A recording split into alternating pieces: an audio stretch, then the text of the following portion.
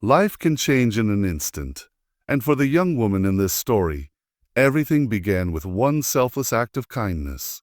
Months earlier, she wandered homeless and hopeless, not knowing where her next meal would come from. One day, she saved the life of a stranger without realizing he was an extraordinarily wealthy man. That moment became the turning point. He made her a promise. "You will never suffer again," and he kept that promise. Her journey from the streets into a life she never imagined was nothing short of miraculous. As the morning sun spread its golden warmth over the rooftops of the bustling city, a sleek black SUV pulled out from a hospital driveway, escorted by two sparkling white vehicles. The young woman sat quietly in the back seat, wearing a simple peach gown chosen for her by a trusted friend of the man who saved her. Her freshly washed hair was neatly tied back, and her smooth cheeks glistened with a faint trace of coconut oil. She looked transformed, clean, calm, yet still guarded. Deep inside, she felt as if she was waiting to wake up from a dream. Beside her sat the man whose life she had saved, now her benefactor, dressed immaculately in a crisp native outfit. The faint scar on his temple was the only reminder of the terrible night that connected their destinies. He glanced at her kindly and asked if she felt all right. She nodded softly, admitting she still couldn't believe any of this was real. He smiled reassuringly and told her that she would understand soon enough. The drive felt surreal. Police outriders cleared traffic. Pedestrians paused to watch the convoy. Market women peeked out from under their umbrellas to catch a glimpse. The young woman shifted nervously in her seat, whispering that she didn't belong among people who could afford perfumes that cost more than an entire bag of rice. Her benefactor turned to her and asked, "If someone can give blood for a stranger, if they can sacrifice their only earnings to save a life they didn't even know, what better measure of belonging is there?" Her eyes grew quiet at his words. Soon, they reached one of the wealthiest neighborhoods in the city. Wide boulevards lined with palm trees and gated mansions stretched endlessly. Every house looked as if it had been pulled from the pages of an architectural magazine. The SUV slowed, then turned into an estate beyond her imagination. The driveway sparkled with interlocking stones. A massive fountain gushed in the center, and high marble walls guarded the compound. On the front gate, a golden emblem shone like a royal seal. She froze, unable to believe what she was seeing. This looks like a palace," she murmured. Her benefactor smiled gently. "This is your home now." The car rolled into the compound and stopped in front of a gleaming white mansion with black-tinted windows and elegant cream pillars. The staff, 3 women in matching uniforms and a tall butler in a fine suit, rushed forward to greet her. "Welcome, madam," the butler said with a respectful bow. She instinctively looked behind her, thinking the greeting was meant for someone else, but there was no one there. Her knees trembled as the realization sank in. She was the guest of honor here. Inside, the mansion sparkled like something out of a dream. Crystal chandeliers hung from high ceilings. Marble floors gleamed underfoot. The air carried the soft scent of fresh roses. A faint tune of jazz music floated through the halls. She whispered in awe that she had never even stepped inside someone's living room with a ceiling fan, let alone a palace like this. A maid handed her a pair of slippers, and another gently informed her that her room was ready. When she entered the guest room prepared for her, her breath caught. It was larger than her entire childhood home. A king-size bed with satin sheets stood in the center. A dressing table with golden-framed mirrors shimmered under soft lights. A wardrobe already filled with brand-new clothes awaited her. But it was the bathroom that brought her to tears. Gleaming white tiles, a glass-enclosed shower with hot and cold water, and a bathtub that looked like something only seen in magazines. Her benefactor encouraged her to rest, eat, and take her time adjusting. Tears welled in her eyes as she whispered that she didn't deserve any of this. He replied firmly, "You didn't ask for it.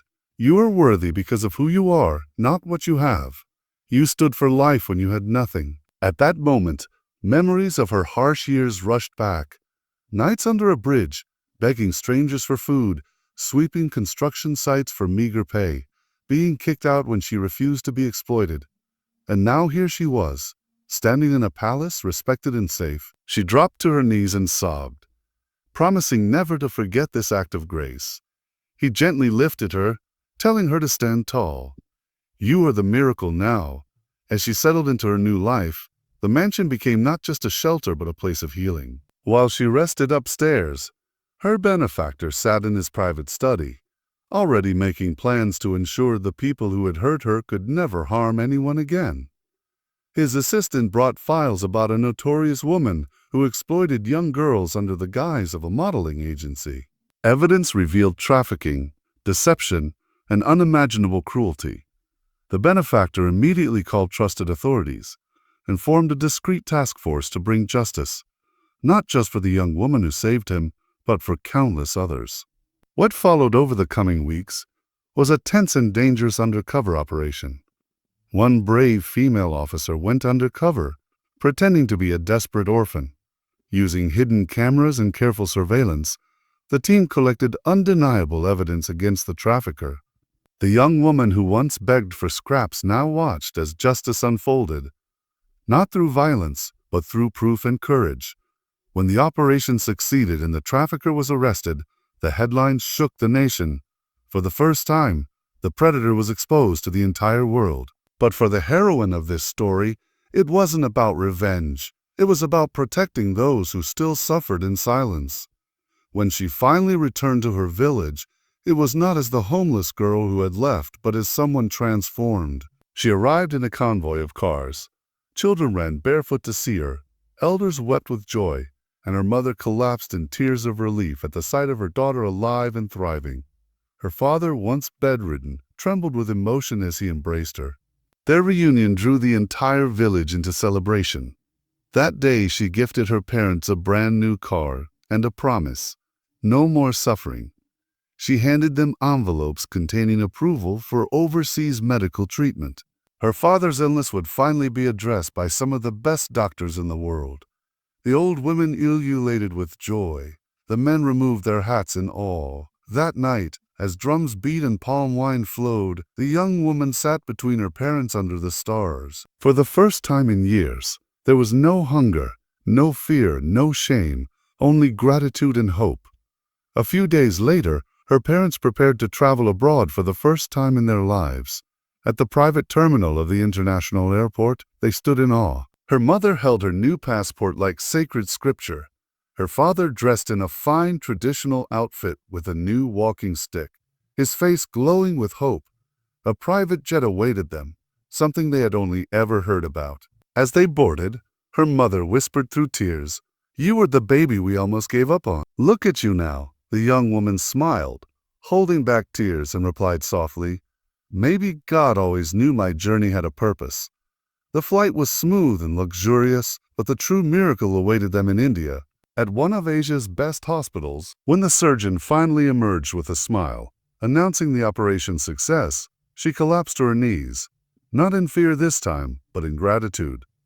Her father's recovery was steady and miraculous. Days later, he took his first steps without assistance, tears streaming down his cheeks as he whispered, "I thought I would die a useless man, but now I will dance at my daughter's wedding." She gripped his hand and promised, "You will dance until you forget you were ever sick." When they returned home weeks later, the entire village gathered again, but this time to see a transformed family. Her father now walked upright without a cane. Her mother's laughter filled the air. And there was more. Their old mud house had been replaced with a brand new bungalow, painted sky blue and white, complete with running water and a fenced compound. The villagers rejoiced, not out of envy, but out of sheer pride. "She's the light of our land," an elder declared. But destiny still had more chapters to write. A few weeks later, a golden embossed invitation arrived. It was from the wealthy man who had become her benefactor, inviting her and her family to an exclusive dinner at his mansion. The occasion: his son was returning from abroad. The card included a handwritten note where something beautiful: "You're not just a guest, you're family." For days she felt nervous. She had heard about his son but never met him. A stylist arrived with gowns and accessories, helping her dress in an elegant deep blue evening gown that shimmered like moonlight. When she saw her reflection in the mirror, she almost didn't recognize herself. Gone was the barefoot hawker, In her place stood a graceful, confident woman. The dinner itself was grand. A garden decorated with golden lights, musicians playing softly, dignitaries and celebrities mingling under the stars. But when she stepped out of the black SUV, the entire gathering seemed to pause. She carried herself with quiet grace.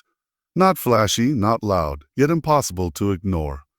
Then another car pulled up. A tall, handsome man stepped out in a finely embroidered outfit. The benefactor's son scanned the crowd until his gaze locked on her. Something shifted. He walked directly to her and smiled. "You must be the young woman my father told me about," he said warmly. She smiled nervously, "And you must be his son." There was an instant connection, an unspoken understanding between two people from different worlds whose lives were about to intertwine. Throughout the evening, they talked and laughed as though they had known each other for years. She shared stories of her struggles. He shared stories of life abroad. Two worlds were merging, not by force, but by destiny. Then, as the evening drew on, the music softened, and her benefactor tapped his glass. With a proud smile, he announced, "Tonight is not just about my son's return. It is about celebrating the person who reminded me what humanity truly is." He nodded toward his son. To her shock, the young man stood, walked over, and took her hand. "I've only just met you, but I've known your story for months," he began. "My father told me everything. How you gave blood on an empty stomach to save his life. How you risked yourself without asking for anything in return." Then, before the stunned guests, he knelt down and brought out a small velvet box. "I don't want to spend another day watching your story from afar. I want to walk it with you. Will you marry me?" The garden gasped in unison. Her hands flew to her face, tears pouring freely. At first she shook her head in disbelief, but then she nodded, whispering yes, before saying it louder. "Yes?" Applause erupted. Her benefactor's eyes glistened with pride. The girl who once slept under a bridge now wore a diamond on her finger. By morning, the proposal had gone viral. News outlets carried headlines about the billionaire's son proposing to the street girl who saved his father. But for her, the only thing that mattered was the joy in her parents' voices when she called them with the news. Her mother dropped the phone mid-song to break into praise chants. The wedding, held 3 months later, was unlike anything the village, or even the city, had ever seen. It wasn't about extravagance. It was about honoring grace and courage. A private vineyard overlooking the lagoon hosted 400 hand-picked guests. Dignitaries, celebrities, activists, pastors, and most importantly, her entire village. Her gown was a masterpiece, designed with hand-sewn crystals, beauty for ashes. Her bridesmaids included girls she had once hawked water with. Now they stood proudly in golden dresses. As she walked down the aisle, each step erased the memory of pain. When the vows were spoken and the kiss sealed, fireworks lit up the sky. Guests wept openly, and choirs sang of hope and restoration. But the wedding was only the beginning. Using a portion of the generous gift from her new family, she established a foundation in her name dedicated to providing scholarships, safe housing, and vocational training for vulnerable girls. "No girl should have to choose between dignity and survival," she said at the launch. Her story spread worldwide, not as a fairy tale of luck, but as proof that integrity and kindness open doors that money and talent alone cannot. From a barefoot street girl to a bride wearing diamonds, her life became a testament that one selfless act can rewrite an entire destiny, not just for one person, but for generations. No matter how dark life gets, acts of kindness, integrity, and courage hold transformative power. One selfless moment can open doors that seem forever locked. Her story proves that staying true to your values attracts divine favor and brings restoration beyond imagination.